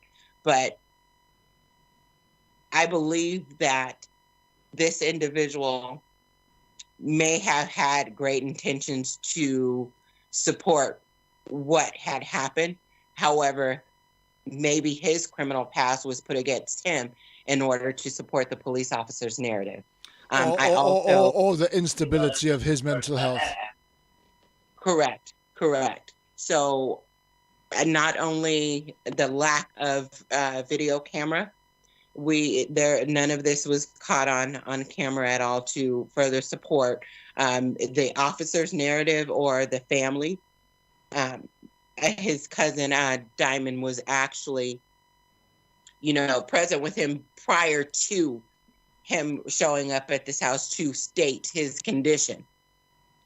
Just one. Sorry, just because I do really want to delve into how you and your family have got through the healing, and I don't want to take away anything from what you want to share with us, because there was just so much information to absorb. But I do have just one more question, because the one thing that really puzzles me in all of this is this knife. And as I continue to read through everything, I don't want to let this moment slip and then I've forgotten and then we move on and then I don't get to ask the question. So please forgive me for interrupting you there, Dee. Oh, not a problem. But here's the thing. The knife Gladden grabbed from Vasu was one of 2 he carried that day. Now, this is all in the wording, right? The knife Gladden grabbed from Vasu, that's the officer, was one of 2 he carried that day. I need to understand, did he carry 2 every day, or did he just carry 2 that day? And whether he carried 2 just that day, or he carried 2 every day, my concern would still be, why would an officer carry 2 knives? Wouldn't that just be the same suspicious activity that you would connect to an officer that carried 2 guns? Correct. Absolutely. I mean, Absolutely. why would he carry 2 knives? The knives are not the chosen defense or arrest tool of an officer. That's not your go-to. You don't go to catch a bank robber or a rapist or a murderer and pull out your knife from your sheath. Why would an officer have 2 knives? This knife that they continue to use as the justification for finding Andre as a threat, even though he was legally registered blind, is the very thing we need to dismantle to prove that he was executed on the doorstep of a stranger's home. Sorry, Dee, I just felt the need to have to express that. As a family, you guys have had to go through this for several years now or whatever, and you, your brothers, sisters, cousins, family members, mom, everybody has had to put up with the attempted criminalization of Andre in order to justify the kill. We talked while we were off air about your roller coaster emotional ride that we tend to witness you go through, especially on social media. Even though we often get to see the better side of you when you're supporting others right here on Issues Today and in general, when you're working alongside people who have gone through something similar to what you have been through. But how have you and your family managed to get through this in the midst of this onslaught of lies and criminalization? I think, like I was saying, we get together so often, and we definitely incorporate Andre into everything that we do. Whether it's a birthday, a holiday, or whatever it is, Andre's definitely incorporated in it some way or another. But we definitely tend to lean on each other a lot more for the mental stability. I do have a bunch of, other, support avenues. Thank God for, posts, and thank God for this platform for Pacific Northwestern Family Circle. When they do gather out there, Andre's name is always mentioned, and we continue to try to share the story. It's always easiest, and I'm the worst with this. I have such great advice for others, but when it comes to myself, it's like, I can't take my own advice. So I know what needs to be done. It's just hard for me to implement that self-wise. But I find it a lot, I can withstand a lot better assisting someone else. That kind of helps me to relate, but put my issue at pause so that I can support someone else. But honestly, keeping him alive as much as we possibly can is how we get through. And it's absolutely nothing nothing but God that allows the strength that we all each have to continuously go through the fight and still pick through the cases with the mindset that you have. And I completely understand Elton Sterling's aunt as to where she said she wouldn't watch the video because it would compromise her relationship and her love and compassion, for God and the trust and the understand. I completely understand that. And being as though she has the video to watch and kind of dissect. The family doesn't have that. So the thought constantly running through your mind to see what really happened is mind-boggling, nerve-wracking enough. So if I had a picture that I can kind of draw an idea or a conclusion from, I don't. So I have to rely on what I know based on my brother and the current ongoing activity of killer cops with badges. Let's just bring in Yolanda for a minute. Yolanda, you've been very close with Dee from the get-go, watching her ups and downs, supporting her through her highs and her lows. How have you seen her and how she's operated, even as a family? How have you seen that operation and how they've managed to get through this? Well, Dee is cut from a strong cloth, and she's a very strong young lady. And I consider her my little baby sister, too. We immediately connected when we met in Portland. Fast friends and the whole nine. She's that spearhead for her family. She just took it on. Somebody got to do it. I'm gonna do it. And when they're down, when she's down, when they feel their pain, she at least heard me early enough to know, feel that. Don't deny yourself that pain. Because it's real, and if you don't, it'll sneak up on you in some ugly ways. But she's that person that her family can count on. Yeah. And her family is not slacking by any means. But when it comes to that one that's gonna get out there and start biting ass, that's Dee. Yeah, I get that. Let me just bring in Patrick Lane for a minute, because I know Patrick this is one of the stories that Patrick has got deep in his heart and has had deep in his heart from the get-go. When you hear the story of Andre Gladden and see how the family have had to battle in order for them to try and get to the truth against the weight of all of these lies and confusions that have been thrown out, what do you see as some of the main strengths from Dee and her family as they've come through this? Oh wow, Dee is amazing. Anyone who, if you talk to her for just a few minutes, you realize the extraordinary quality of this person. As Yolanda said, Dee has spearheaded the move for her brother, and I'm always when I talk to Dee, there have been a couple of times where she's posted something. And you know what? When you go through a situation like this, and everything is so clouded and unresolved, it takes its toll on you.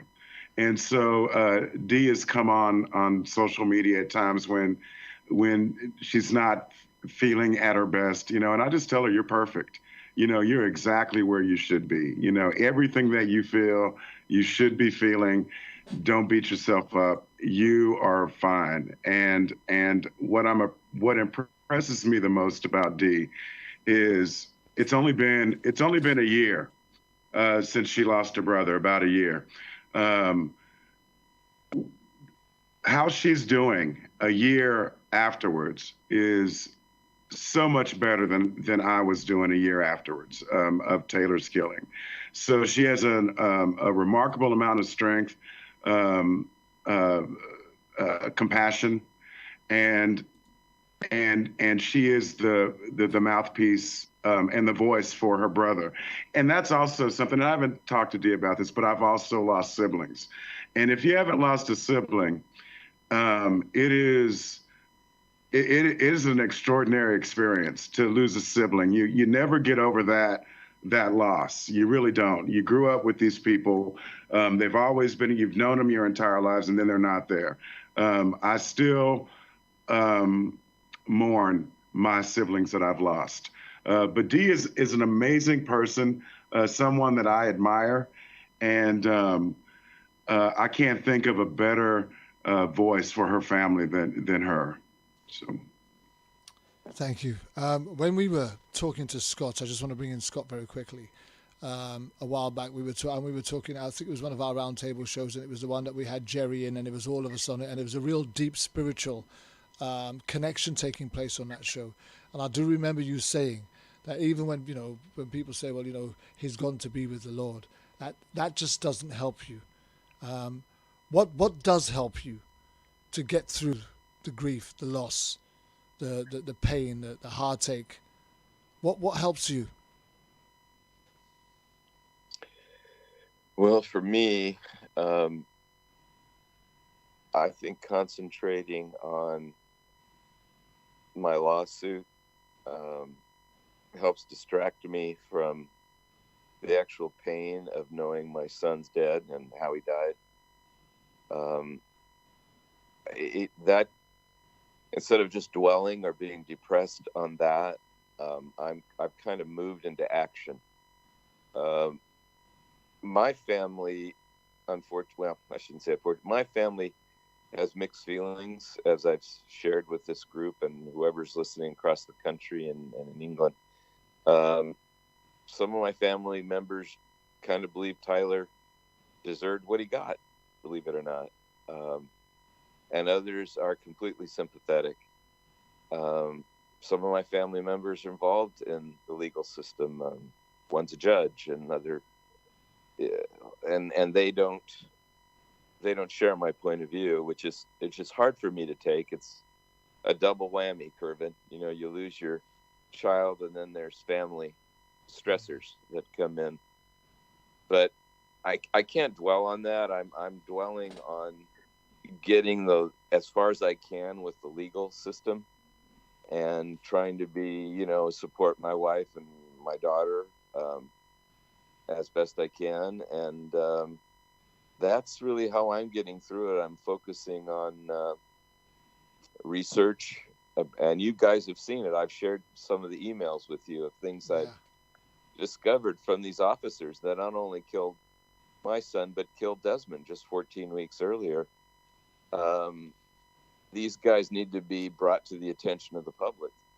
And you can see that's what I'm trying to do. So that's how I cope. But I'm not, and I appreciate the loving, godly nature of you and actually my son and others, but I'm not ready to forgive and forget. I'm not there. So I don't know when I'll be. I hear you, Scott. When you think about all of this, Dee,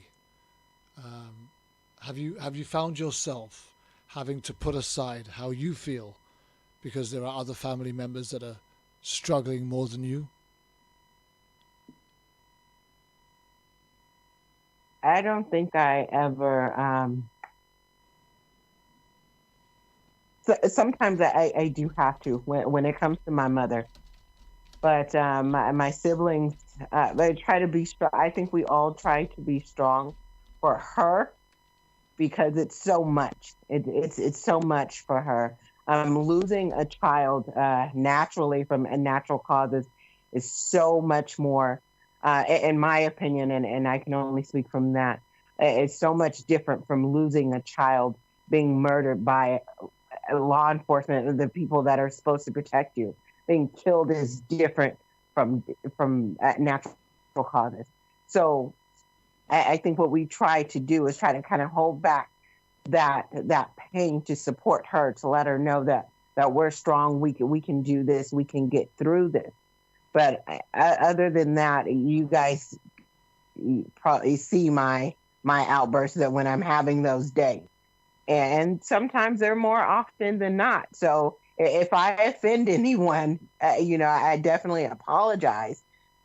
But honestly, that keeps me from retaliating.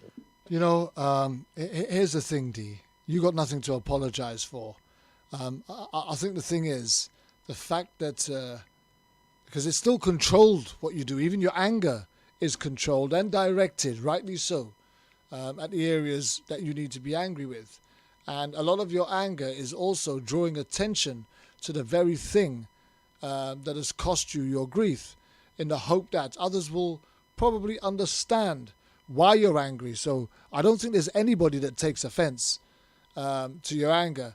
And for you, I think that's just an outlet. And it's always better out than in, because that kind of toxic poison and anger inside of you will just eat up at you anyway. So if you've got it, it's better to let it out. But I'm just wondering, you know, when you think about this almost cold-blooded way in which Andre was murdered on the steps of this stranger's house, and I got to say it like it is. Scott says he's just not ready to forgive and forget right yet. I mean, I'm not asking you if you're ready to forgive, but you could never forget, right?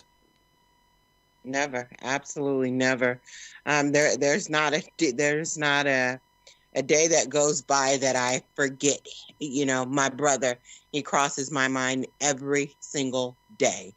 And then there's following thoughts that, you know, links me to what happened and links me to the fact that he's not here anymore and all of the things that I wish that he could be present to see.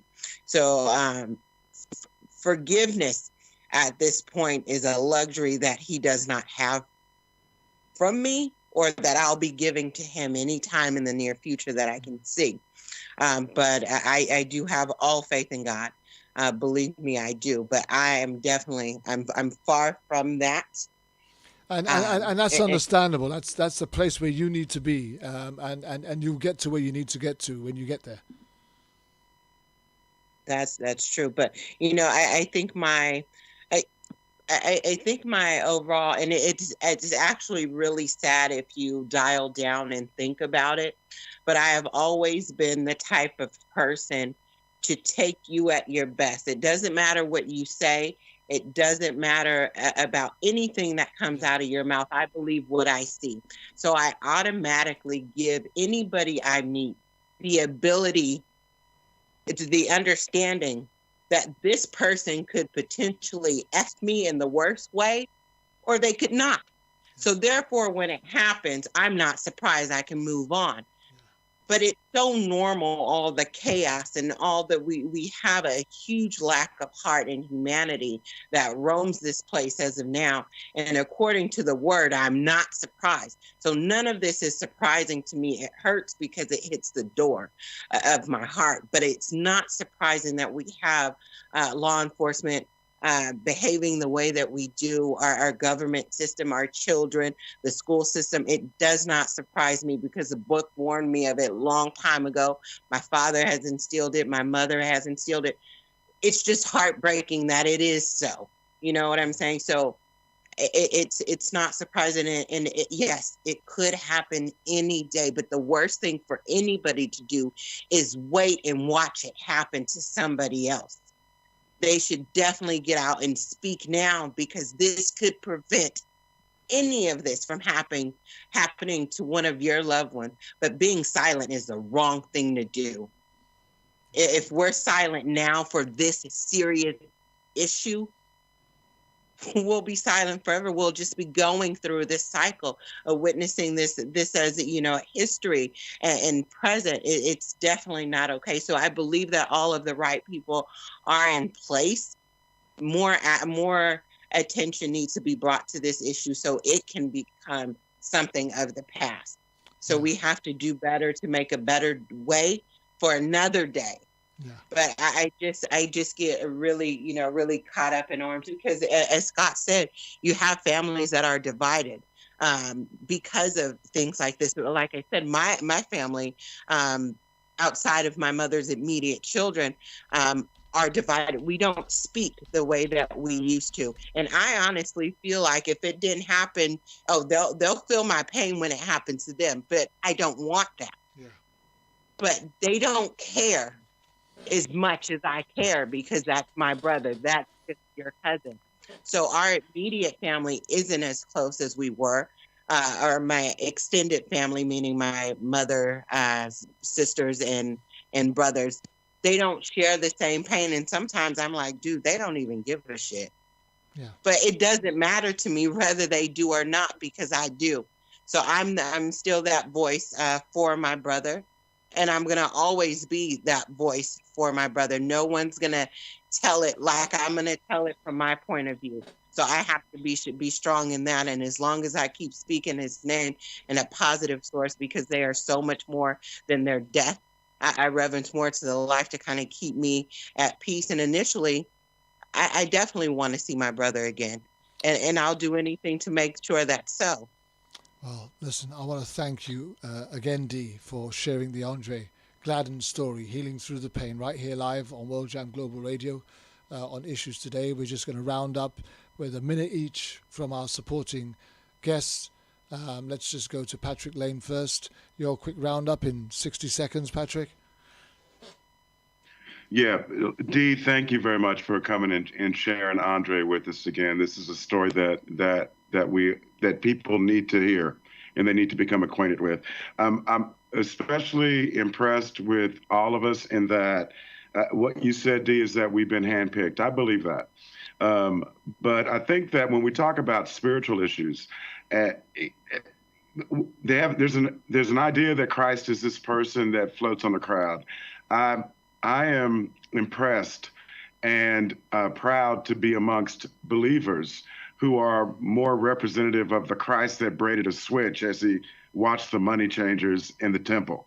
That were so filled with righteous indignation that said, I've got to do something about this. I think these are the people that God is putting in place. The people that have we're righteously indignant. When we have our bouts of in the valley where we're not feeling as we should, it's not that anything's wrong with us. We are righteously indignant. We're indignant about how Tyler Rushing was killed. We're indignant about how Andre Gladden was killed, how Adacia Miller was killed, how Taylor Rock was killed, and all of the others, and Travis Posset. We're indignant and we're upset, and we're not going to take it anymore. We're not going to be quiet while law enforcement just runs roughshod killing people. Yeah. And I think that these are the people that God is looking for and that God is anointing to do this very serious work. And again, Dee, thank you so much for sharing your story with us today. Thank you very much for that, Patrick. Scott?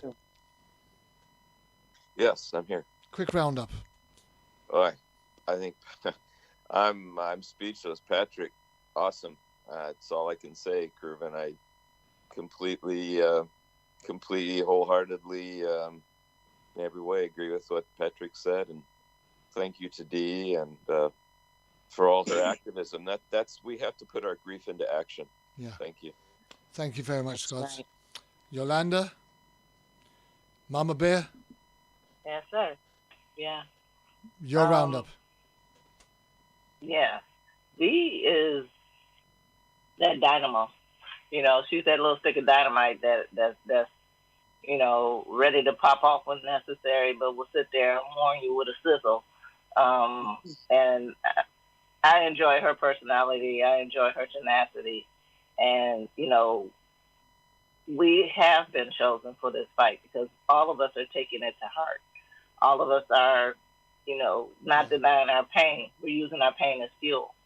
And the fact that we are willing to reach out and help each and every person that we can makes us special, because we have some people who unfortunately are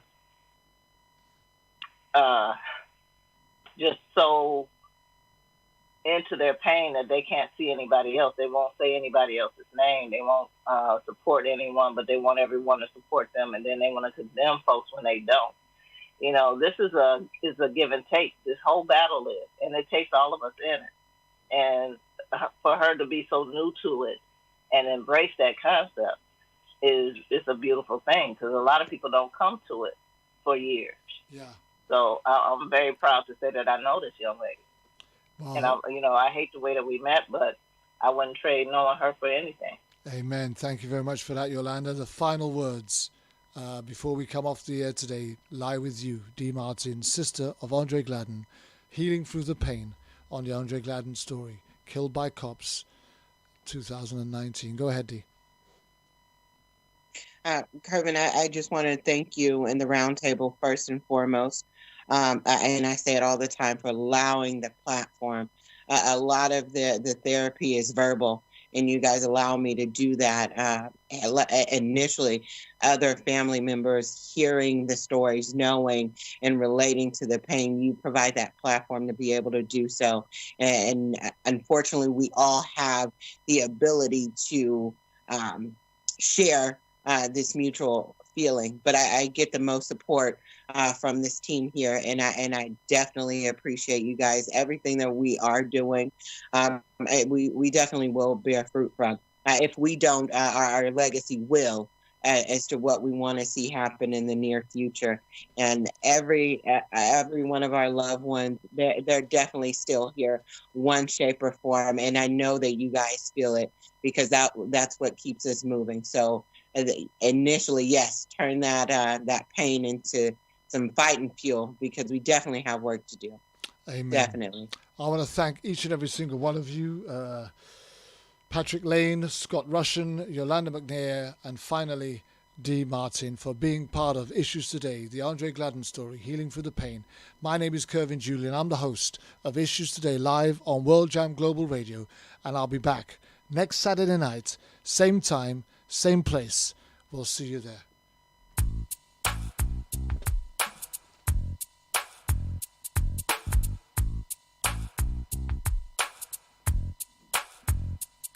Already did my time. I paid for my crime.